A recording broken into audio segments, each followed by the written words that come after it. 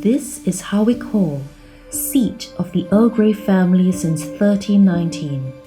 As famous as the Earl Grey blend is, not many people know its history, and fewer still realize that Earl Grey is named after a man from the 19th century. So who is the Earl Grey tea blend named after?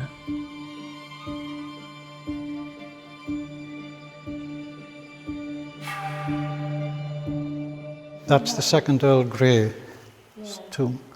There's writing on the side of himself and his wife.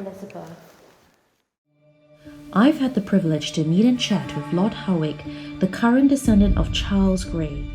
The second Earl Grey was Prime Minister. He was one of the Whig politicians in the early 19th century. At some point, he met a Chinese mandarin. We don't know how or where or when or anything. Whether he was complaining about the quality of the tea at Howick because of the water, which originally comes from the original spring, which comes straight off limestone. And this guy offered to blend the tea to compensate for that and used a lot of bergamot to offset the taste. And the story is that when this was used by Lady Grey when she was entertaining in the afternoon in London, and everybody liked it, it became very popular.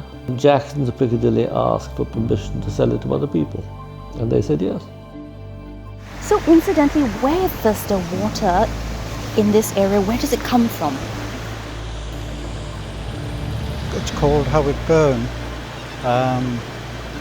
and it passes through here, which is good from the house point of view as well, you know. To find out how and if the Northumberland water played a key role into the creation of the Earl Grey blend, we first have to consider the two elements that are most important in making good tea. The first is oxygen levels, and high oxygen levels actually bring out the aroma and enhances your experience of the tea because 90% of what we taste is actually smell.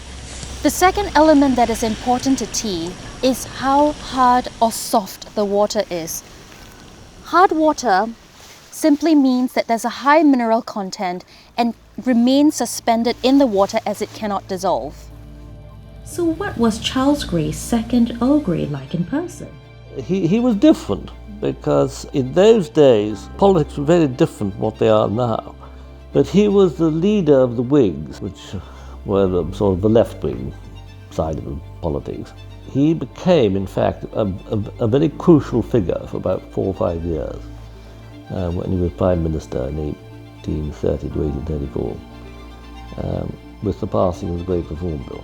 And the importance of that was that it established that in an unwritten constitution, which this country has always had, you could actually have quite radical political change without having either rebellions or civil war. Simply, he was one of the people, if not the only person, who was trusted by all sides, more or less. They didn't agree with him, but they knew he was sticking to his principles.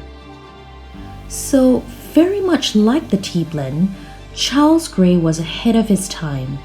Teas were drunk as they arrived from countries like China, but the Earl Grey blend of black tea with a dash of bergamot oil was familiar but different, capturing the personality of an important figure in Britain's history.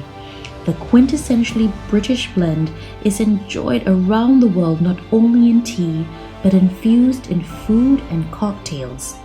The spirit of a trailblazer captured in a tea blend.